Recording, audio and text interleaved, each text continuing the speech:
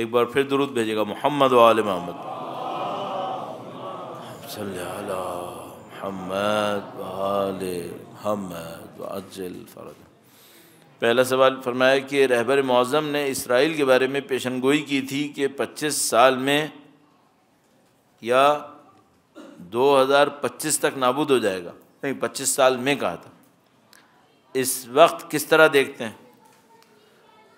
اس وقت بھی ہمیں سمجھ میں آ رہا تھا کہ انہوں نے جو 25 سال دیے وہ زیادہ ٹائم دیا ہے۔ وہ بات آپ کو یاد ہے کس طرح کی تھی کہ انہوں نے کہا کہ بیان دیتے ہوئے فرمایا تھا کہ دشمن نے یہ جو ایٹمی معاہدہ کیا تھا اس کے بعد یہ کہا کہ ہم نے ایران کو 25 سال کے لیے روک لیا ہے۔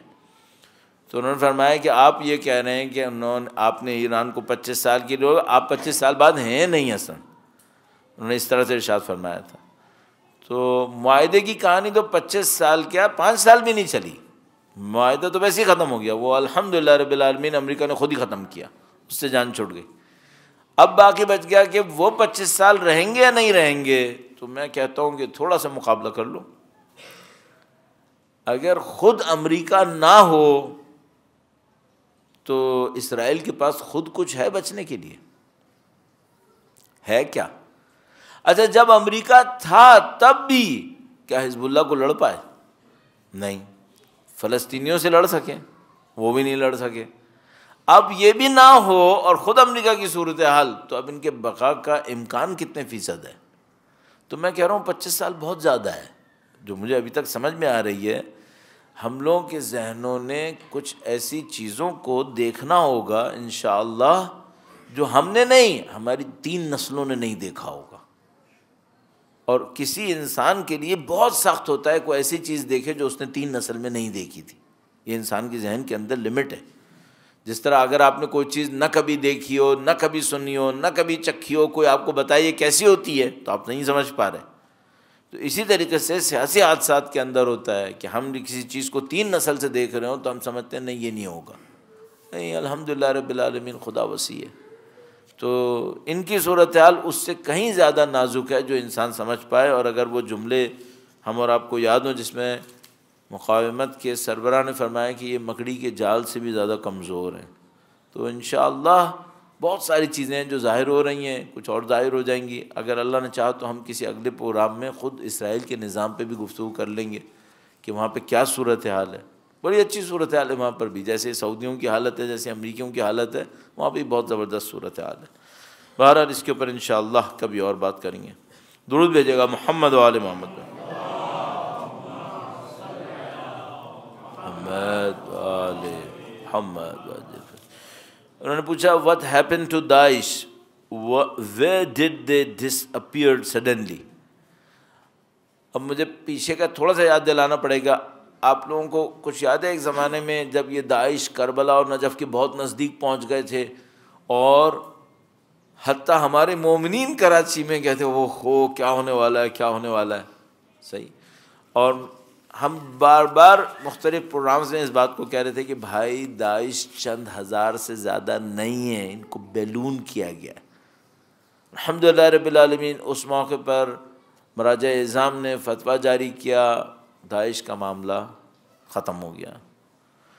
یہ جو سوال میں نے پوچھا نا داعش کہاں گئے، تو اپنے آپ سے پوچھو وہ تھے کتنے، جو اب آپ پوچھ رہے ہو کہ کہاں گئے، تھے کتنے؟ بہترین فیگرز میں جو ان کا نمبر لوگ بتاتے تھے 15,000 سے 25,000 بتاتے تھے، 15,000 سے 25,000۔ آپ کے سولجر بازار میں آبادی کتنی ہوگی؟ 15,000 25,000 ہوتے کتنے ہیں؟ ایک کونے میں ابھی بھی بیٹھے ہوئے ہیں، عراق کے ایک کونے کے اندر ابھی بھی بیٹھے ہوئے ہیں، شام کے اندر بھی کچھ حصے کے اندر ہیں۔ تو وہ کوئی ایشو نہیں ہے، ان کی طاقت بیلون کی گئی تھی، ان کے ذریعے سے اہداف کو حاصل کرنے کی کوشش کی گئی تھی۔ ورنہ آپ خود تصور کرو اگر یہ مثال کے طور پر 25-30 لاکھ ہوتے، اگر یہ واقعاً 25-30 لاکھ ہوتے تو 30 لاکھ آدمی غائب ہو سکتے ہیں کیا؟ نہیں ہو سکتے، کبھی بھی نہیں ہو پائیں گے۔ کتنے مار لو گے آپ کہ ختم ہوں گے؟ یہ سب نہیں ہوتا، تعداد بھی بہت کم تھی، ان کو ہائی لائٹ کیا گیا تھا، ان کے ذریعے سے اہداف کو حاصل کیا گیا تھا۔ جب وہ اہداف حاصل ہونے کی ترکیب ناکام ہو گئی، اب داعش کا اثر ختم ہوتا نظر آ رہا ہے، اب داعش کا کوئی پوچھنے والا بھی نہیں ہے۔ اب آپ خود دیکھو ایک عجیب بات،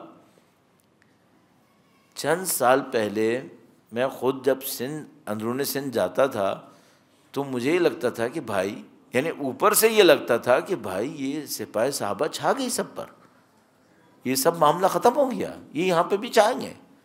اچھا اب آپ ہو کر آ جاؤ، کہاں گئے؟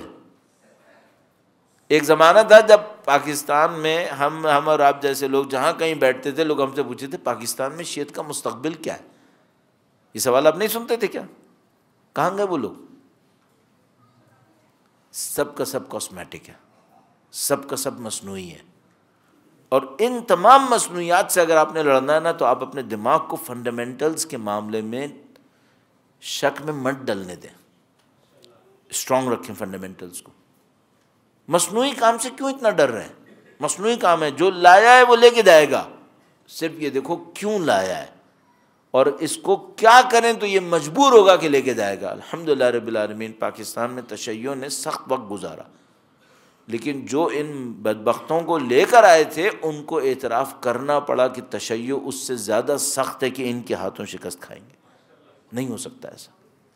الحمدللہ مقاومت دکھائی، استقامت دکھائی ہے. البتہ اس سے بہتر ہو سکتا تھا، لیکن الحمدللہ یہ بھی کم نہیں کیا. اور ہم ہمیشہ یہ کہتے تھے کہ یہ لوگ چلے جائیں گے، ہم لوگ یہیں رہیں گے. الحمدللہ ہم ہیں یار، اللہ کا شکر. اب کہاں گیا ان کے چیلنج؟ کہاں وہ کہتا تھا میں کراچی میں ایسا کر دوں گا ویسا کر دوں گا؟ کہاں ہیں؟ الحمدللہ رب العالمین. یہ فرق ہے. ایک آدمی ہوتا ہے کاسمیٹک، ایک ہوتی ہے پارٹی کاسمیٹک ہوتی ہے، ایک ہوتے ہیں نعرے کاسمیٹک ہوتے ہیں. ایک وہ نعرے ہوتے ہیں جن میں روٹس ہیں. یا حسین میں روٹس ہیں، امام حسین کے نام میں روٹس ہیں. یہاں پر یہ آج کی بات نہیں ہے بھائی، ہم 1400 سال سے نعرے لگا رہے ہیں. مولا امیر المومنین کے نام کے اندر اثر ہے، اس کی ایک جڑ ہے. 1400 سال سے یہ نعرہ ہے. اگر یہ نعرے نعوذ باللہ ختم ہو سکتے ہوتے نا، حجاج بن یوسف کے دور سے آگے نہیں بڑھنا تھا. پھر انہوں نے یہ سب گزر چکے ہیں، گزر جائیں گے. الحمدللہ ہم اہل بیت اطہار کے نام پر، قرآن و اہل بیت کے نام پر ہیں، یہاں پہ باقی رہیں گے. باقی سب لوگوں کی جڑیں اکھڑتی رہیں گی انشاءاللہ، اور ثابت بھی ہو رہا ہے. تو یہ داعش بھی اسی طریقے سے تھے، آئے تھے چلے گئے. لکھا ہے کہ انہوں نے پرٹیکولر ایک نام لے کر کہا کہ ان کے قتل کو آپ کیسا دیکھتے ہیں. ظاہر ہے کہ کراچی کے اندر کچھ دن پہلے سید علی رضا آبدی، اگر میں پورا نام صحیح لے رہا ہوں، انہیں مارا گیا. تو پاکستان میں اور خاص کر کراچی میں پرابلم یہ ہے کہ پہلے بھی تھی اور ابھی بھی کسی حد تک ہے. وجہ کہ کیونکہ کسی بھی چیز کے بارے میں صورتحال یقینی نہیں ہوتی، اسپیشلی یہ کہ مارنے والے کون ہیں، تو بہت مشکل ہوتا ہے یہ جاننا کہ کس نے مارا. میرے خیال میں یہ تقریباً ناممکن ہے کہ یہ پتہ چلے کہ کس نے مارا. صرف یہ دیکھنا ہوتا ہے فائدہ کس کو ہوا ہے. انویسٹیگیشن آپ کو پتہ ہے اس کے اندر کہ آپ کو سب سے پہلے یہ دیکھنا پڑتا ہے کہ اس کام سے فائدہ کس کو ہو رہا ہے. تو آپ کو اور مجھے جا کر یہ دیکھنا پڑے گا کہ اس کام سے فائدہ کس کو ہو رہا ہے اور کون سی پارٹی یہاں پہ کیا فائدہ لینا چاہتی ہے. ہم سب جانتے ہیں ایک زمانے میں یہ ساری حرکتیں ایم کیو ایم کی طرف سے ہو رہی تھیں، اور ایم کیو ایم بھی اکیلے بیٹھ کے نہیں کر رہی تھی، اس کے پیچھے بھی کوئی تھا. اب جس طرح بالکل داعش کا معاملہ ہے نا کہ آپ نے کہا بھائی وہ داعش کہاں گئے، کہاں ڈس اپیئر ہو گئے. اب میں آپ سے ایک بات پوچھوں گا، ایم کیو ایم کہاں ڈس اپیئر ہو گئی، کہاں چلی گئی؟ اگر کراچی میں ایم کیو ایم کے چاہنے والے کہتے تھے کہ کراچی کی کم از کم 60-70% آبادی ایم کیو ایم کی چاہنے والی ہے، کہاں گئے وہ لوگ؟ یہ سب چیزیں وہ ہیں جو ہمارے اور آپ کے سامنے اس طرح سے رکھی جاتی ہیں. اور جیسے ہی اس چھتری کا ارادہ تبدیل ہوتا ہے تو معاملہ کچھ اور. تو پاکستان میں تو ایک مشہور جملہ ہے، وہ یہ کہ بھائی وہی لاتے ہیں وہی لے کے جاتے ہیں، وہی لے کر آتے ہیں وہی لے کے جاتے ہیں. جب ضرورت ہوتی ہے لے آتے ہیں، جب ضرورت ختم ہو جاتی ہے لے جاتے ہیں. جو کام 3 سال پہلے کیا وہ 15 سال پہلے نہیں ہو سکتا تھا، ہو سکتا تھا. کوئی ضرورت تھی جس کی وجہ سے رکھا ہوا تھا. اور سزا کون کھاتا ہے؟ عوام. بچے عوام کے مرتے ہیں. اب انسان کیا بولے بھائی، جو یتیم ہوئے ان کے باپ واپس آئیں گے؟ ان کو یہ یتیمی سالوں اٹھانی ہے. اب یہ مصیبت ہے، ظلم کے نظام میں یہ مصیبت ہے. سارا درود بھیجے گا محمد و آل محمد.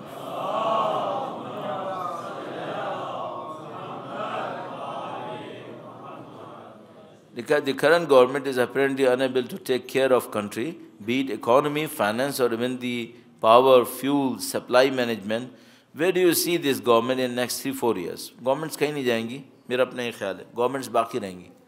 میرا اپنا یہ خیال ہے کہ وہ دور تبدیل ہو چکا ہے، میرا خیال ہے کہ جس میں حکومتیں بیچ میں چلی جاتی تھیں. میرا خیال ہے ایسا نہیں ہوگا. پارلیمنٹس شاید، میرا خیال ہے کہ یہ اپنے تمام ادوار کو پورا کرتی رہیں گی. اب یہ مسئلہ ہے کہ حکومت کی مینجمنٹ کا کیا ہوگا، گورنمنٹ کی مینجمنٹ لوگوں کے ساتھ کیا ہوگا. تو بھائی مسئلہ پھر وہی ہے جو ابھی آپ کی خدمت میں عرض کیا. وہ یہ کہ مشکل یہ نہیں ہے کہ ہمارے ملک میں وزیر کون ہے، مشکل اس سے زیادہ گہری ہے. اور جب تک وہاں سے وہ حل نہیں ہوگی، یہ معاملے سامنے سے حل نہیں ہو پائیں گے.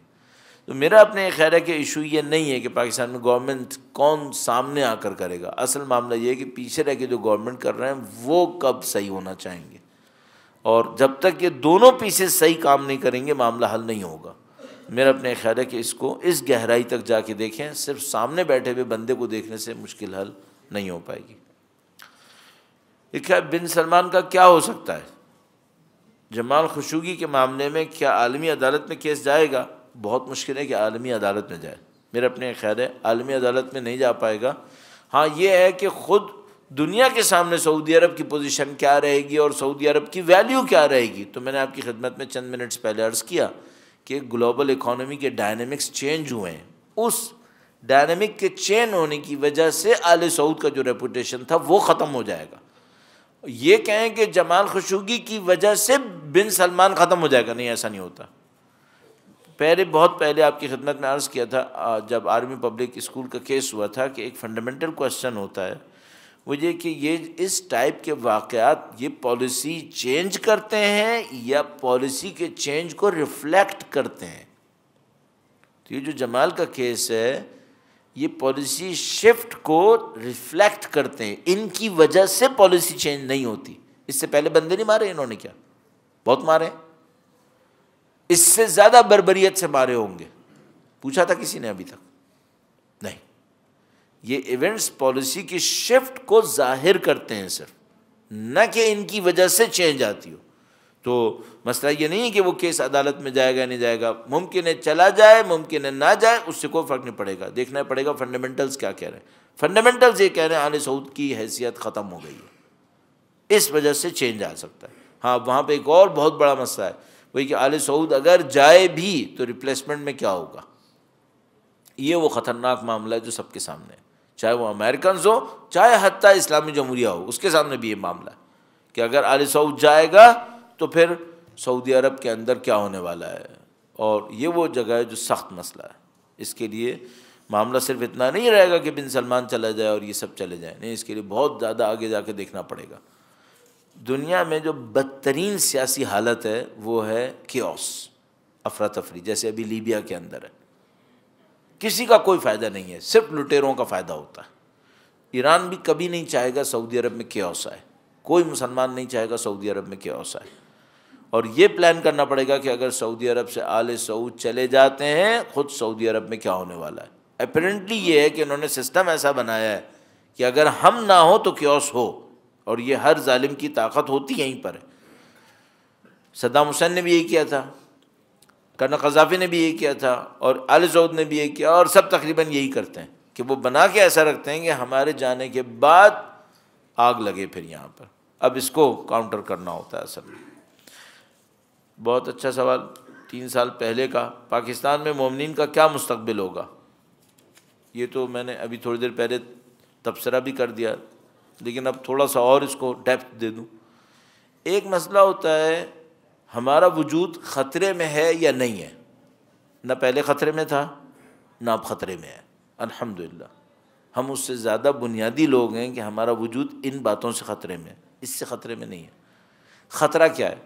خطرہ یہ ہے کہ خدا نے ہمارے اوپر جو ذمہ داری دی تھی وہ ہم پوری کریں گے یا نہیں کریں گے. خدا نے کیا ہمیں زندہ رہنے کے لیے خلق کیا ہے؟ صرف جانور اتنے زندہ ہیں، ان میں کوئی کمی ہے؟ خدا نے انسان کو صرف زندہ رہنے کے لیے خلق نہیں کیا ہے. مثلا میں آپ سے ایک سوال پوچھوں گا، پاکستان میں تشیع کی ذمہ داری کیا ہے؟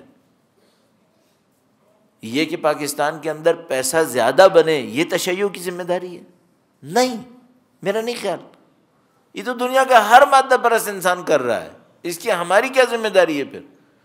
اور اس سے بھی زیادہ پھر آپ اور فنڈامنٹل جا کر آپ اپنے آپ سے سوال پوچھیں گے، وہ یہ کہ جب امام تشریف لائیں گے تو کیا صرف یہ ہوگا کہ انڈسٹریز گروتھ کریں گی، روڈز پکی ہو جائیں گی، عمارتیں بڑی ہو جائیں گی، شہر خوبصورت ہو جائیں گے، اس کے لیے امامت تشریف لاتی ہے؟ نہیں. سب سے بڑا ہدف کیا ہوتا ہے؟ انسانوں کو انسان بنانا، انسانوں کو اس آخرت کے لیے تیار کرنا جہاں پہ زندگی اصل زندگی ہے. نہیں کہہ رہے دنیا کو نظر انداز کرنا، لیکن دنیا بالآخر آخرت کے لیے پل ہے، اس سے زیادہ اس کی کوئی حیثیت نہیں. اصل معاملہ وہاں پر ہے.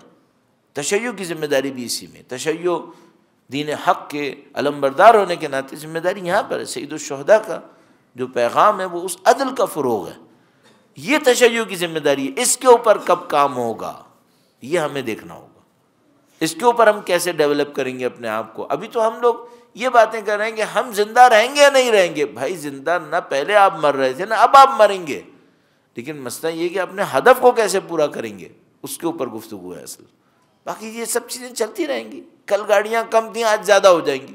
یہ چائنا دیکھ لو، پہلے دنیا بھر کے اندر مشہور تھا کہ بیجنگ سائیکلز کا کیپٹل ہے، سب سائیکل پہ چلتے ہیں، اب سب گاڑیوں پہ چل رہے ہیں. تو کیا اس سے انسانوں کی زندگی کا ہدف یہی ہے کہ وہ سائیکلوں سے نکل کے گاڑیوں پہ بیٹھ جائیں؟ ہمارے یہاں دیہاتوں کے اندر روڈز نہیں ہیں، روڈز بن گئی تو ہم خدا سے قریب آ جائیں گے کیا؟ ہمیں دیکھنا پڑے گا شریعت کا مقصد کیا ہے. سید الشہداء کی قربانی کیوں ہے، امام کی تشریف آوری کیوں ہے؟ یہ روڈز بنانے کے لیے نہیں ہے، یہ بلڈنگز کھڑی کرنے کے لیے نہیں ہے. ہم سب کو معلوم ہے، ہم سب کو معلوم ہے یہ انسانوں کو اللہ کی اس ملکوت کے لیے تیار کرنے کے لیے. انسان کو خدا تعالیٰ نے کچھ اور رکھا ہے. وہ نوری ابراہیم ملکوت السماوات والارض، خدا تعالیٰ ارشاد فرماتا ہے ہم نے حضرت ابراہیم کو ملکوت سماوات و ارض دکھائے. اس کے لیے خدا تعالیٰ ہمیں تیار کرنا چاہتا ہے. اس خاطر ہم سے کہتا ہے کہ تم لوگ اپنی تیاریاں کرو. انا للہ و انا الیہ راجعون. دنیا صرف ایک لانچ ہے، چھوٹی سی ایک اسٹے ہے. اس کے بعد پھر جو اصل مقصد ہے، اصل وطن ہے انسان کا، وہ آخرت بالآخر. یہاں کب تک رکنا ہے؟ ہم سب کو معلوم ہے یہ بات. درود بھیجے گا محمد و آل محمد. اللہم صلی علی محمد محمد. چل میں حس اس لے رہا ہوں کہ ہم لوگ یہاں اب سوالوں کے پیچھے ایک یعنی آئیڈینٹیفیکیشن ہوتی ہے کہ سوال کہاں سے آیا، پتہ چل جاتا ہے. بس آپ دیکھیں سوال، ہم پاکستان کے اندر کیوں نہیں نظام ولایت فقیہ کے نفاذ کی کوششیں کر رہے؟ کیا ایسی حکومت کا ساتھ دینا، کیا دوبارہ لکھا ہے، کیا ایسی حکومت کا ساتھ دینا کیسا ہے جو طاغوتی ہو؟ وہ یہ جملہ صحیح ہے، میں حکومت کا ساتھ دینا صحیح نہیں ہے جو طاغوتی ہو، لیکن مسئلہ کیا ہے کہ بھئی پیچھے ہم اس سے نتیجہ کیا نکالیں گے؟ ضیاء-ال-حق بہت مکار آدمی تھا. ویسے تو آدمی مرے ہوئے کے سب کے لیے کہتے ہیں مرحوم، یعنی جس پہ اللہ کی رحمت ہوئی. تو میں کہوں گا ہاں سب مرے ہوئے مرحوم ہیں، کم سے کم دنیا سے تو گیا یہی رحم ہوا. رہتا تو ظلم بڑھ رہا تھا، چلا گیا رحم ہوا، ہی اس پہ بھی رحم ہوا. تو وہ واقعاً مرحوم ہو گیا کہ اللہ نے کم سے کم اتنا رحم کیا، اس کو یہاں سے لے گیا، یہ معاملہ ختم کیا. بہت مکار آدمی تھا. اس نے ریفرینڈم کروایا اور ریفرینڈم میں سوال رکھا کہ آپ کو اسلامی نظام چاہیے یا نہیں چاہیے، اور اگر چاہیے تو مطلب کیا ہے؟ میں صدر ہوں. بھئی یہ کہاں سے؟ آپ جملہ صحیح ہے، اسلامی نظام چاہیے نہیں چاہیے؟ ہاں چاہیے. اب اس کا مطلب ضیاء-ال-حق صدر ہو، یہ چاہیے نہیں چاہیے؟ نہیں یہ نہیں چاہیے. آپ جملہ تو صحیح استعمال کر رہے ہو، نتیجہ بھی بتاؤ، نتیجہ کیا لینا چاہ رہے ہو؟ طاغوتی حکومت کا ساتھ دینا چاہیے نہیں دینا چاہیے؟ پھر کیا کرنا چاہیے؟ نظام فقیہ کے نظام کو لانا چاہیے نہیں لانا چاہیے؟ ہاں لانا چاہیے. کیسے لانا چاہیے؟ اسے کیوں نہیں ڈسکس کر رہے؟ اس کو بھی تو ڈسکس کرو. طاغوتی نظام کا ساتھ نہیں دینا چاہیے، پھر کیا کرنا چاہیے؟ اسے بھی ڈسکس کرو. صحیح. تو یہ جو سادہ جملے ہوتے ہیں اس سے پالیسی حل نہیں ہو پائے گی، اس سے مشکل حل نہیں ہو پائے گی. یہ فنڈامنٹلز ہیں. ظلم کا ساتھ دینا چاہیے نہیں دینا چاہیے؟ نہیں دینا چاہیے. عدل کا نظام لانا چاہیے نہیں لانا چاہیے؟ بالکل لانا چاہیے. کیسے؟ اس پہ بات کرو. میں ہمیشہ اب تو اتنا بولتا ہوں، اس معاملے کو بول چکا ہوں، کہوں گا ابھی اب میں ہمیشہ روتا ہوں اس کے اوپر، روتا ہوں اس بات کے اوپر کہ بھائی یہ نعروں کے پیچھے ایک پلان بھی تو چاہیے، ایک منصوبہ بھی تو چاہیے. کوئی وہ منصوبہ کیوں نہیں لا رہا ہے؟ کتنے سالوں تک یہ نعرے لگائیں گے ہم؟ ساری زندگی لگائیں، بالکل صحیح ہے. عدل کے چاہیے نہیں چاہیے، چاہیے. ظلم سے لڑنا ہے نہیں لڑنا ہے، لڑنا ہے. لیکن بھائی کوئی ایک منصوبہ بھی تو لاؤ، کوئی ایک پلان بھی تو لے کر آؤ. پلان ہو جو واقعا نظر آئے کہ ہاں بھائی پریکٹیکل ہے، ڈویبل ہے، چاہے وہ 30 سال کا ہو چاہے 40 سال کا ہو. لیکن یہ اس طرح کے نتائج صرف جذبات سے بات کرنے سے شاید معاملہ حل نہیں ہوگا. اور اگر کوئی کہے پلان ہے تو بھائی لے کر آؤ سامنے، پیپرز پہ لے کر آؤ تاکہ پبلک کو پتہ چلے. مختلف سیگمنٹس کی ذمہ داریاں نظر آئیں، بھئی اس سیگمنٹ کو کیا کرنا چاہیے. کوئی جگہ ہو پورے پاکستان میں، میرا اپنے خیال ہے جہاں کہیں ایسے سیریس حلقوں میں انسان بیٹھتا ہے، فوراً ایک بات انسان بار بار سنتا ہے، ایکو. وہ کیا؟ ہمارے پاس ایک تھنک ٹینک ہونا چاہیے. تو بھائی بنا بھی لو نا، اب کر بھی لو. ہونا چاہیے، ایک مسئلہ ہے، ہونا چاہیے، ایک خواہش ہے. اس خواہش کو ایک منصوبے کی شکل میں آنا چاہیے کہ بھائی بناؤ بھی تو صحیح آخر. اور میں کئی دفعہ اس بات کو کہہ چکا ہوں، یہ نہیں کہ ہم لوگوں کو بنانا نہیں آتا، صرف مشکل کیا ہے، پرائیورٹی نہیں ہے ہماری. ہم لوگ لمبی مدت کے کام کرنے والے لوگ نہیں ہیں. ابھی دیکھیں نا، ایک سادہ سی بات ہے، اگر ہم لوگ اتنے لوگ بیٹھے ہیں بھی یہاں پر، اب میں اگر سب کو 25 صفحے کا ایک آرٹیکل دوں اور سب کو یہ کہوں کہ اگلی دفعہ سب وہ 25 صفحے کا آرٹیکل پڑھ کے لائیں گے، تو جتنے لوگوں نے یہاں بیٹھ کر 1 گھنٹہ اپنا دماغ میرے ہاتھوں کھلوایا ہے وہ 25 صفحے پڑھ کے لائیں گے؟ یہ پرابلم ہے، یہ ہم سب کی پرابلم ہے. اب میں نے ایک نسخہ بنایا ہوا ہے، کوئی بھی میرے سامنے منصوبہ لے کر آتا ہے نا کہ آغا صاحب میں ایک پلان لے کر آیا ہوں، بہت زبردست منصوبہ ہے، میں کہتا ہوں ہاں سناؤ.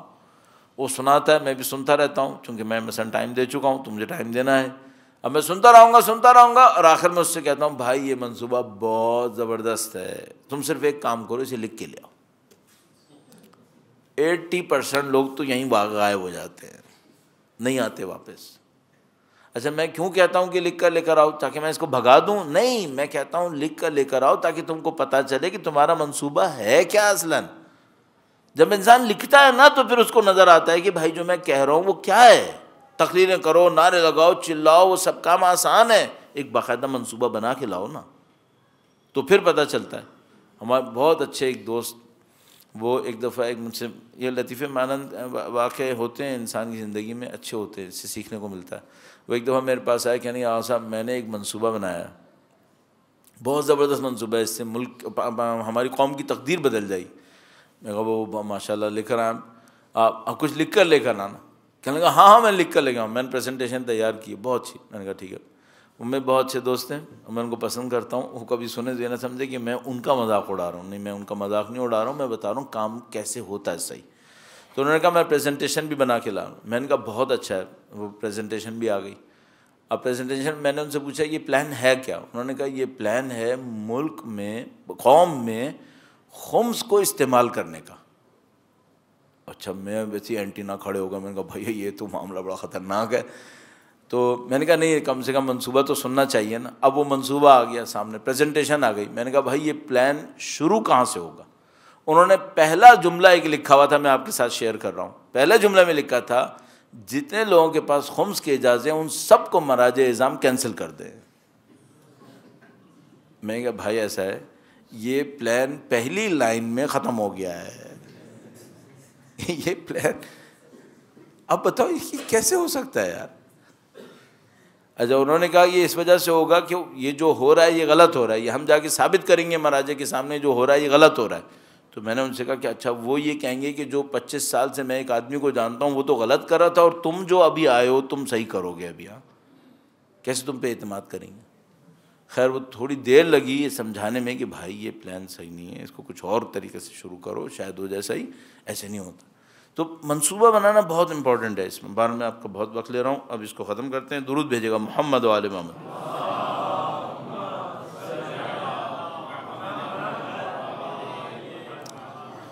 ہاں اب دیکھو منصوبہ بنانے والے بعض اوقات منصوبہ بنانے میں کہاں تک چلے جاتے ہیں. لوگ تھک جاتے ہیں تو میں بعض اوقات لطیفے سنا دیتا ہوں تاکہ آپ لوگ تھوڑا فریش رہیں. تو منصوبہ بنانے کے جو لوگ بہت زیادہ منصوبوں کی بات کرتے ہیں نا، ان کی مذمت کے لیے یہ لطیفہ ہوتا ہے، ان کی مذمت کے لیے. تو کہتے ہیں کہ ایک آدمی تھا، اس نے اپنے نوکر کو بھیجا کہ بھائی فلاں چیز لے کر آؤ، اس دکان سے لے کر آؤ۔ وہ گیا، اس دکان کو دیکھا، واپس آ گیا۔ اس نے کہا بھائی تم لائے کیوں نہیں؟ کہنے لگا وہ دکان بند تھی۔ کہنے لگا بھائی اتنی عقل تو خود بھی استعمال کرو کہ مجھے چیز چاہیے، وہ دکان نہیں تو اگلی دکان سے لاؤ، تھوڑا آگے کی بھی تو سوچا کرو۔ اس نے کہا ٹھیک ہے سر، اب تو آگے کی سوچوں گا۔ وہ اگلے دن اس نے کہا کہ میرے سر میں درد ہے، پیناڈل لے کر آؤ۔ اس نے کہا ٹھیک ہے۔ اور وہ بہت آگے کی سوچ کر تھوڑی دیر میں واپس آیا۔ واپس آیا تو اس نے دیکھا بھائی ایک لائن آ رہی ہے، وہ کیا ہے؟ ایک ڈاکٹر بھی ہے، ایک ایمبولینس بھی ہے اور گورکن بھی ہے۔ اس نے کہا بھائی یہ کیا بھائی؟ کہنے لگا میں نے سوچا کہ اگر سر میں درد زیادہ ہوگا تو ڈاکٹر بھی چاہیے ہوگا، پھر شاید درد بہت زیادہ ہو گیا تو ایمبولینس بھی، اگر مر گئے تو بالآخر گورکن بھی تو چاہیے ہوگا۔ تو میں لمبا منصوبہ بنا کے آیا ہوں۔ اب اتنا لمبا منصوبہ بھی نہیں بنانا ہوتا ہے بھائی، سوچ سمجھ کے بنانا ہوتا ہے۔ تو اب یہ دیکھیں بعض اوقات اس طرح بھی ہو جاتا ہے، ادھر والی بلائے تو میں ادھر بھی لے کے آتا ہوں۔ بہرحال ابھی ایک سوال ہے، ربط نہیں ہے کوئی ایسی، میں نے سنا دیا آپ کو۔ جب سعودیہ اور امریکہ کے حالات بگڑ گئے اور امریکہ نے اگر سعودیہ پر جنگ کا اعلان کر دیا، اور اگر سعودیہ پاکستان سے مدد مانگے اس حملے سے، اس جملے سے کہ آج خانہ کعبہ پر جنگ ہو رہی ہے، تو اس وقت پاکستان کے حکمران کیا فیصلہ کریں گے؟ یا الہی، اور بھائی یہ فیصلہ تو میں ابھی کر رہا ہوں کہ مدد نہیں دینا، میں ابھی کہہ رہا ہوں مدد نہیں کرنا، یہ اس طرح سے نہیں ہوگا، شریک نہیں ہوں گے۔ یہ بھی اچھا ہے کہ کاش یہ پہلے ہی سوچ لیتے، 30 سال تک جو اپنے آپ کو افغانستان میں کھپایا ہے وہ نہیں کھپانا پڑتا، وہ بھی امریکہ کی جنگ تھی باہر۔ تو یہ اس طریقے سے نہیں ہوگا کہ امریکہ سعودی عرب پہ حملہ کر دے گا، اور یہ تعلقات بگڑنے کا مطلب یہ نہیں ہوتا ہے۔ دنیا اس سے زیادہ مکار ہے کہ وہ اس طرح سے حرکتیں کریں گے، سعودی عرب پہ حملہ کریں گے۔ اصل ایک آپ کو جملہ شاید یاد ہو، ایک زمانے میں یہ باتیں ہونی تھی، امریکہ پاکستان پہ حملہ کر دے گا، تو کسی نے ہم سے اسی طرح پروگرام میں پوچھا تھا، تو میں نے اس کو کہا تھا نہیں، امریکہ کو پاکستان میں حملہ کرنے کی ضرورت نہیں ہے، جو وہ چاہتا ہے وہ ہم خود ہی دے دیتے ہیں، جنگ تو اس سے کرتے ہیں جو وہ منع کر رہا ہو۔ تو بھائی اگر حالات بہت خراب ہوں گے تو سعودیہ ویسے ہی امریکہ کے سامنے ڈھیر ہو جائے گا، وہ اتنا ریزسٹ نہیں کریں گے کہ سعودی عرب کے اوپر امریکہ کو حملہ کرنا پڑ جائے گا، ایسے نہیں ہوتا۔ اچھا، صحافی کے معاملے کو ایران نے کیوں زیادہ ہائی لائٹ نہیں کیا؟ اللہ اکبر، اتنا ہائی لائٹ کیا ہے کہ اب ایران میں کچھ لطیفے بن گئے، اتنا ہائی لائٹ کیا ایران نے صحافی کے معاملے کو، اتنا کہ اب لطیفے بن گئے۔ میں ابھی کچھ دن پہلے ایک لطیفہ پڑھ رہا تھا، ایرانی فارسی میں لکھا تھا، اس میں لکھا تھا کہ اب تاریخ میں اگلے نسلوں میں یہ سوال آئے گا کہ جمال خشوگی کو کیوں قتل کیا گیا، تاریخ میں ایگزامینیشن میں سوال آئے گا، اتنا زیادہ ہائی لائٹ کیا ہے۔ ہائی لائٹ کرنے والی بات بھی تھی، لیکن تھوڑا سا پولیٹیکل ایشو بھی ظاہر ہے کہ تھا اس میں، سب نے ہائی لائٹ کیا اس کو۔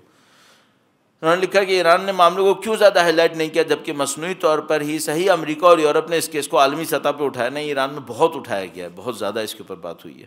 ہم لوگوں کو اصل میں یہ پتہ نہیں ہوتا زیادہ تر کہ ایران میں ہو کیا رہا ہے، ہمارے میڈیا میں ان کی خبریں آتی نہیں ہیں، اور ایرانیوں کے ساتھ ایک مشکل ہے کہ ان کا انگلش کا کام بہت ہی کمزور ہے، اور ہماری یہ مشکل ہے کہ ظاہر ہے ہمیں فارسی ہر ایک کو نہیں آتی جس کو پتہ چلے کہ بھائی وہاں پہ ہو کیا رہا ہے۔ تو ہم لوگ تقریباً ایک اس میں، اب وہ کسی سے میں نے پوچھا کہ اس نے کہا کہ ایران نے فلاں کام میں کیوں حصہ نہیں لیا، تو میں نے کہا کہ اچھا اب یہ بتائیں کہ آپ کو یہ کیسے پتہ چلا کہ ایران نے حصہ نہیں لیا؟ انہوں نے کہا میں نے ڈان میں تو نہیں پڑھا۔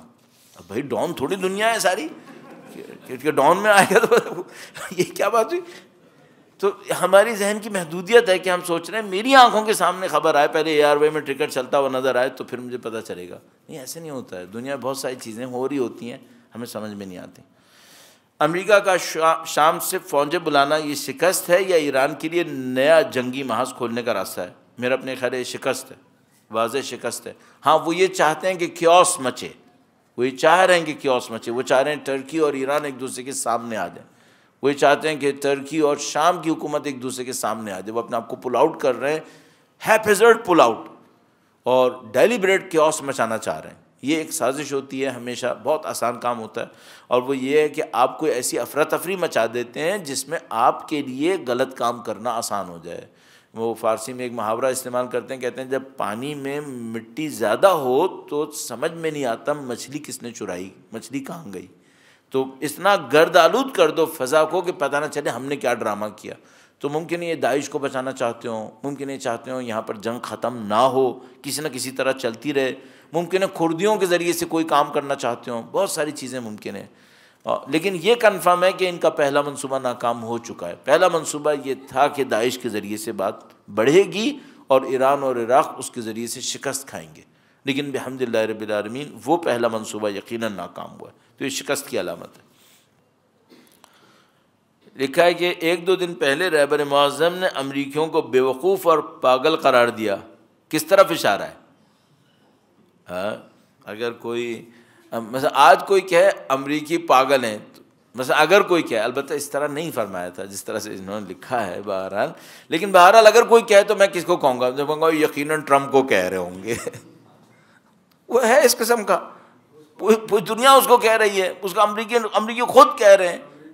ابھی جو امریکہ کے اندر یہ جو شٹ ڈاؤن ہوا ہے، اس پہ ابھی میں کہیں اسٹیٹسٹکس پڑھا تھا، مجھے ریئل فگر یاد نہیں آ رہی، لیکن بہت ہیوج نمبر تھا، مور دین 50% تھا جس میں امریکن کہہ رہے ہیں کہ ہاں یہ ذمہ دار ہے. اس کا بیہیویئر ایسا ہے، نان سیریس بیہیویئر ہے. البتہ یہ مجھے معلوم ہے کہ لانے والے نان سیریس نہیں ہیں، یہ آدمی ہے اس طرح کا. لیکن میں آپ کی خدمت میں پہلے شاید اس کے بارے میں عرض کر چکا ہوں کہ یہ میڈ مین ایک پالیسی ہے جس کے تحت سامنے ایک آدمی کو رکھا جاتا ہے جو دیوانہ نظر آتا ہے، اور لوگوں کو اس بات سے ڈرایا جاتا ہے کہ یہ آدمی انسرٹن ہے، یہ کچھ بھی کر سکتا ہے، تاکہ لوگ اس سے ڈریں اور اس کے پیچھے اپنے اغراض و مقاصد کو حاصل کیا جائے. تو یہ ٹرمپ مین نہیں ہے، ٹرمپ ایک کیریکٹر ہے جو سامنے ہے، لیکن پیچھے والوں کو دیکھنا پڑے گا وہ کیا چاہ رہے ہیں. ایران کے اندر کی سیاست کے بارے میں آپ کا کیا نظریہ کہنا چاہیے؟ زاویہ ہے. ایران بھی ایک ملک ہے، اس کے اندر بھی اچھے لوگ ہیں، اس کے اندر بھی برے لوگ ہیں، اس کے اندر بھی ڈفرینس آف اوپینین ہے، اس کے اندر بھی کرپشن ہے، اس کے اندر بھی پاکیزہ لوگ موجود ہیں. ایران کوئی دنیا سے باہر نکلا ہوا ملک نہیں ہے. ہاں نظام اچھا نظام ہے، اس کے پاس پروپورشنلی ہم سے بہت بہتر لیڈرز ہیں الحمدللہ رب العالمین. انہوں نے محنت کی اپنی آبادی کے اوپر، آبادی بھی ان کی ایجوکیشن اور کچھ معاملوں میں ہماری آبادی سے بہتر ہے، یہ سب باتیں ہیں. لیکن اس کے باوجود ایران ایک ملک ہے، اس کے اندر اچھا برا سب کچھ ہوتا ہے. مثلا اس کے اندر کرپشن نہیں ہوتا کیا؟ بہت ہوا ہے، بہت کرپشن ہے، بلینز آف ڈالرز کا کرپشن ہے وہاں پر، جس سے وہ لوگ خود پریشان ہیں، ان کی جان عذاب میں آئی بھی ہے اس سے. اور انہوں نے ہینگ بھی کیا. ابھی آپ جانتے ہیں 3-4 لوگوں کو ہینگ کر چکے ہیں مختلف ناموں سے. کوئی ایک سلطان سکوں کا ہے، کوئی ایک سلطان پتہ نہیں قسطوں کا ہے، کس کس کے سلطان بیٹھے ہیں وہاں پہ جن کو ہینگ کیا انہوں نے. تو وہاں پر یہ سب چیزیں ہوتی رہتی ہیں. لیکن میں نے آپ کی خدمت میں پہلے عرض کیا تھا وہ یہ کہ ہمیں جو سب سے بڑا اطمینان ہے وہ اس کے نظام سے ہے. الحمدللہ رب العالمین یہ جو نظام ڈیولپ ہوا امام خمینی کے ذریعے سے، اس میں طاقت ہے، اس میں طاقت ہے. اچھے برے لوگ ہر جگہ ہوتے ہیں، ایران میں الحمدللہ بہت مضبوطی ہے نظام کے حوالے سے. کیا ایسی صورتحال بن سکتی ہے کہ بین الاقوامی سطح پر، بین الاقوامی طور پر نظام ولایت فقیہ کے زیر اہتمام ایسی کوشش کی جائیں کہ جو آپ نے کہا کہ اگر ہم بحیثیت پاکستانی غلط فیصلوں کو کرنے کے بجائے ایسے فیصلے کریں جو آپ نے بتائے ہیں؟ کیا مطلب؟ بعض اوقات انسان پورا جملہ پڑھنے کے بعد سمجھ نہیں پاتا اس میں سوال کیا ہوا آخر. میں دوبارہ اس کو دیکھتا ہوں. میرا اپنے خیال ہے جو لب لباب مجھے سمجھ میں آ رہا ہے وہ یہ کہ ولایت فقیہ کے نظام کے تحت ایک ایسا فورم ہو اور اس فورم کے تحت مختلف ملکوں کے لوگ صحیح فیصلے کر سکیں. تو اگر بات یہی ہے تو میں آپ سے ایک بات عرض کرنا چاہوں گا، تھوڑی سی تکلیف دہ بات. وہ کیا ہے؟ 1980 میرا خیال میں 82 یا 83 کا ڈاکومنٹ میں ایک پڑھ رہا تھا. ایک امریکن اسکالر تھا، اس نے حزب اللہ کے بارے میں ایک ڈاکومنٹ لکھا تھا، اور وہ پتہ نہیں کہاں سے گھومتے گھومتے ہمارے ایک ٹیچر تھے، وہ انہوں نے کورس کے طور پر، کورس مٹیریل کے طور پر اس آرٹیکل کو استعمال کیا ہوا تھا. تو اس کے اندر اس نے اسیسمنٹ کی تھی، میرا خیال میں 83 کی بات ہے شاید یہ آرٹیکل، یا اسی کا زمانہ ہوگا 82 83 84، اس سے زیادہ پرانا نہیں ہوگا. تو اس میں اس نے اسیسمنٹ کی تھی کہ یہ جو حزب اللہ ہے اس کے اپنے ریسورسز کتنے ہیں اور باہر سے کتنے آتے ہیں، اور باہر سے کتنے آتے ہیں. تو ظاہر ایران ان کو اسیس کر رہا تھا، ایران کچھ پیسہ دیتا تھا، کچھ حزب اللہ خود جنریٹ کرتی تھی. اچھا یہ 82 یا 83 84 کے قریب اس کا آرٹیکل تھا. اچھا اسی بندے کا ایک آرٹیکل میں نے 90s میں بھی پڑھا، 90s میں پڑھا، اس میں بھی اس نے حزب اللہ پہ اپنے کمنٹس دیے ہوئے تھے. اور اس 90s والے آرٹیکل میں اس نے کہا کہ حزب اللہ نے اپنی پلاننگ کے ذریعے سے ایکویشن چینج کر لی ہے. تو اس نے لکھا تھا 80s کے ارلی 80s میں کہ 20% حزب اللہ اپنے ایکسپینسز کو خود جنریٹ کرتی ہے اور 80% ایرانی اس کو مدد کر رہے ہوتے ہیں. اور 90s میں آ کر اس نے کہا کہ اب بالکل گیم ریورس ہو چکا ہے, حزب اللہ انڈیپینڈنٹ ہے, مور دین 80% خود جنریٹ کرتے ہیں, ہارڈلی 10-15% باہر سے آ رہے ہوتے ہیں. صحیح. میں آپ سے پوچھوں گا, ہم شیعہ جو پاکستان میں, ہم بھی ایسے ہی ہیں؟ اس کو میں افسوسناک صورتحال میں کہتا ہوں, ہم لوگ ہمیشہ بیساکھیوں کے انتظار میں بیٹھے رہتے ہیں.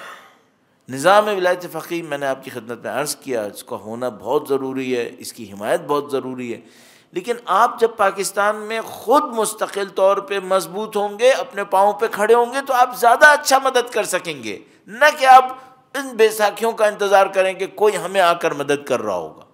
یہ اپنے پاؤں پہ کھڑے ہونے کی کوشش کریں. اگر سپورٹ چاہیے بھی ہو تو ایک عرصے تک چاہیے ہونی چاہیے, اس کے بعد ہمیں اپنے آپ مستقل ہو جانا چاہیے. اب آپ ایک بے ڈھنگی سی مثال دوں گا آپ کی خدمت میں. بس ہم فرض کریں, تو اتنی بے ڈھنگی بھی نہیں ہے, بلکہ میں نے دماغ میں چینج کر لی تاکہ آپ کو بے ڈھنگا پن زیادہ نہ لگے, اس وجہ سے میں نے دماغ میں چینج کر لیا. تو وہ ہوا یہ کہ مثلا ایک بچہ ہے, وہ گریجویشن کر رہا ہے, تو اپنے ماں باپ سے پیسے لے گا یا نہیں لے گا؟ گریجویشن کرتے وقت تو لے لے گا. اب ماسٹرز کر رہا ہے, تو اب لے گا یا نہیں لے گا؟ تو ہم سوچتے ہیں نہیں, ماسٹرز میں اسکالرشپ مل جانا چاہیے اس کو, وہ کہیں نہ کہیں سے اسکالرشپ کر لے گا. اچھا اب ماسٹرز بھی ہو گیا, پی ایچ ڈی کر رہا ہے, اب بھی پیرنٹ سے لے گا؟ تو ہم کہتے ہیں نہیں بھائی, اب تو تمہیں پاؤں پہ کھڑا ہو جانا چاہیے. اچھا پی ایچ ڈی بھی ہو گیا ہے, اب بھی پیرنٹ سے لے گا؟ تو ہم اس سے کہیں گے بھائی ایک بات بتاؤ, تم بڑے کب بنو گے آخر؟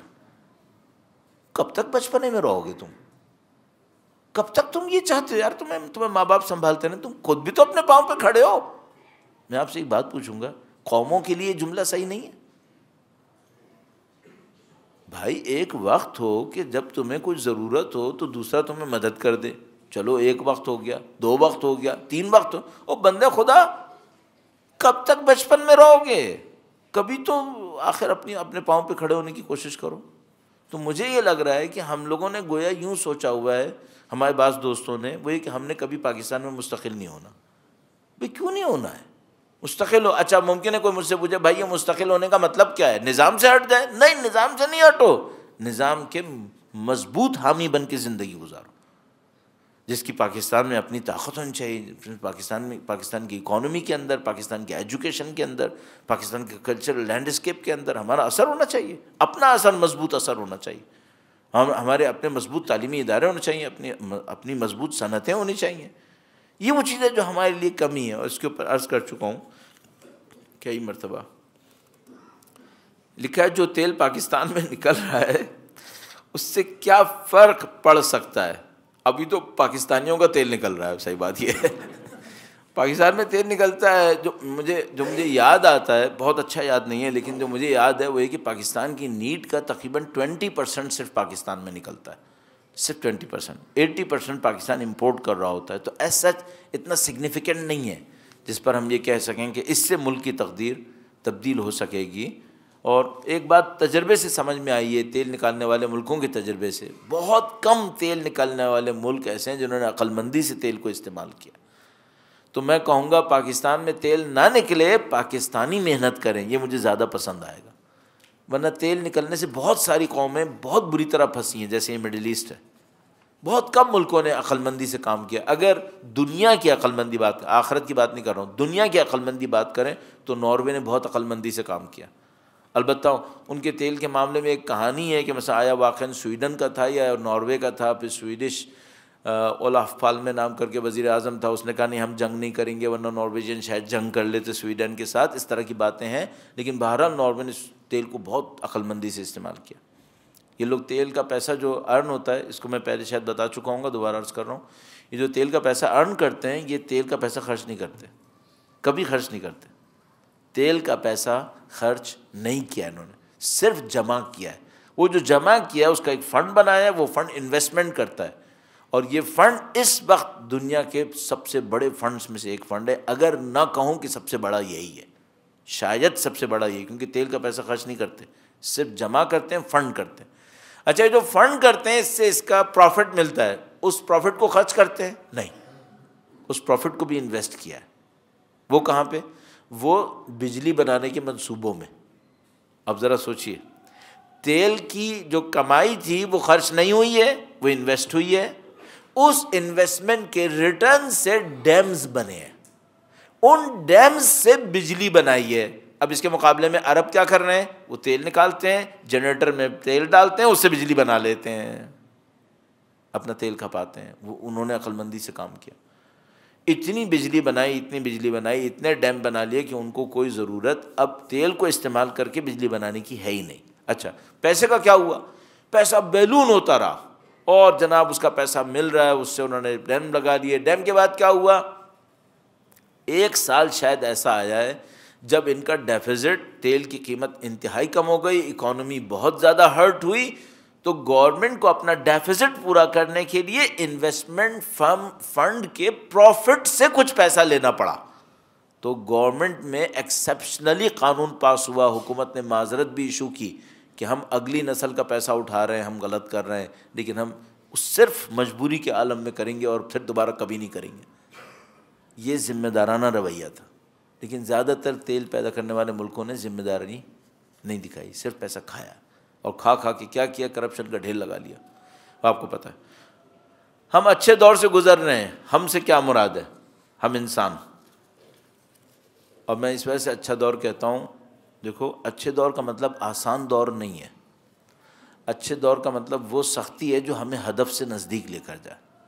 تو جب میں کہتا ہوں ہم انسانیت اچھے دور سے گزری، چونکہ ہم وجود مقدس امام زمانہ سے نزدیک ہوتے جا رہے ہیں، اس وجہ سے کہتا ہوں دور سخت ہے، لیکن یہ سختیاں وجود مقدس امام کو نزدیک کر رہی ہیں، اور اس وجہ سے میں کہتا ہوں ہم اچھے دور سے گزر رہے ہیں۔ سختیاں تو ہیں لیکن ظہور کی نشانیاں پوری ہو رہی ہیں، اس لیے عرض کرتا ہوں ہم اچھے دور سے گزر رہے ہیں۔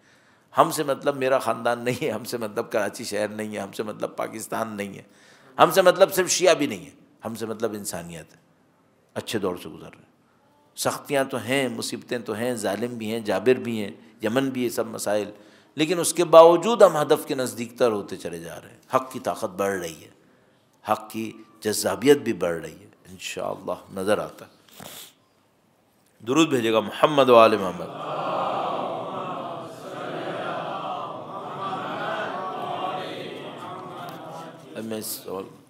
میں ایک سوال کو چھوڑ کے آگے بھیجا رہا ہوں، اگر معاشی بحران کے لیے امداد نہ لیں تو اور کیا ممکنہ حل ہے؟ اس کو تو میں نے ایڈریس کر لیا تھا۔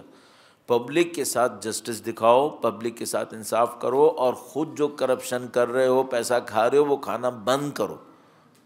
یہ کیا صورتحال ہے کہ ایک خاص گروپ ہو پاکستان کے اندر، اس کے پاس پریویلیجز کا ڈھیر لگ جائے اور عوام بنیادی ترین ضرورتوں سے محروم رہ جائے؟ یہ غلط ہے، اس کو توڑنا چاہیے، اور یہ میں نے عرض کیا، اس کو توڑنے کے لیے اپنے نفس سے جنگ لڑنی پڑتی ہے، سب سے بڑی مصیبت یہاں پر۔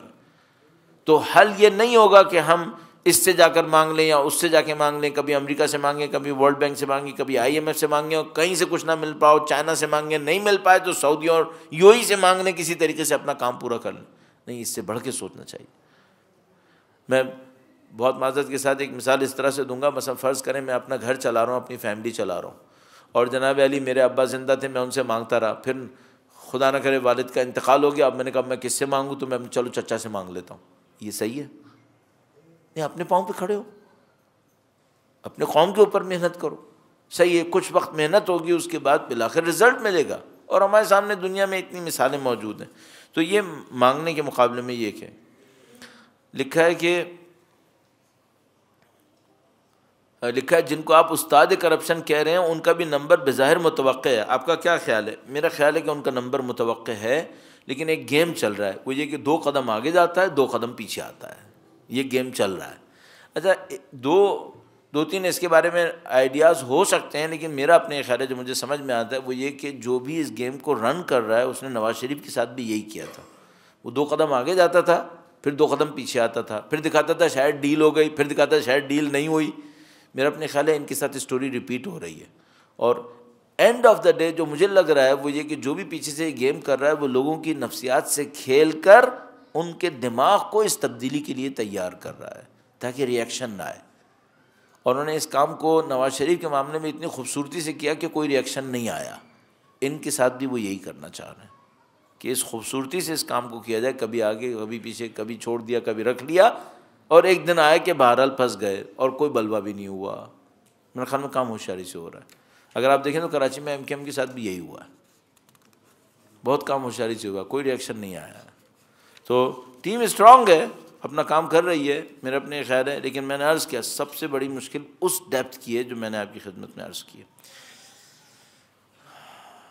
کچھ دنوں میں سعودی ولی عہد کا دورہ پاکستان متوقع ہے، آپ کیسے دیکھ رہے ہیں اس دورے کو؟ میں نے اس کے بارے میں جو کچھ عرض کیا تھا ان کے امداد لینے کے بارے میں، وہ اسی کے لیے عرض کیا تھا کہ بھئی اگر وہ آئے اور اس نے اتنا پیسہ آگے بھیج دیا یا کم سے کم خبریں بھیج دی ہیں، تو وہ کیا چاہ رہا ہے؟ یہاں پہ اس کو عزت ملے، مت دو عزت، کم سے کم پاکستانی عوام اس کو عزت مت دے۔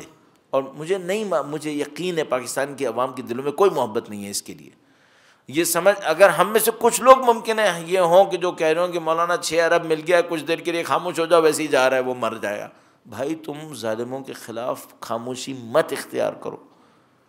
ان بدبختوں نے 30 سال میں ہمیں اچھی چیزیں نہیں دی ہیں جو اب ہم توقع کریں کہ یہ ہمیں اچھی چیزیں دینے والے ہیں، اور مجھے نہیں معلوم یہ کیا دے گا اور کس طرح دے گا اور جو دے گا اس کا کیا حشر ہوگا، لیکن میرا اپنے خیال ہے ہماری ڈیوٹی ہے کہ ہم اس کے خلاف آواز اٹھائیں کہ آدمی صحیح نہیں ہے، اس کا یہ ظلم ہے، اور اس ظلم کے ہوتے ہوئے پاکستان کی اس حکومت کو بھی یہ سمجھنا چاہیے، کسی نہ کسی طریقے سے ہمیں بھی سمجھانا پڑے گا، اس کو سمجھنا چاہیے کہ بھائی تم یہ جو مصنوعی راستے تلاش کر رہے ہو پاکستان کو بے اصطلاح نجات دلانے کے، ان مصنوعی راستوں سے کوئی ملک نہیں بچا، اس طرح کسی ملک کو ترقی نہیں ملی ہے۔ بہرحال ایک سوال ہے جس کو میں اگلی دفعہ کے لیے اٹھا کے رکھ رہا ہوں۔ In media there are news of good relationship between Iran and Taliban.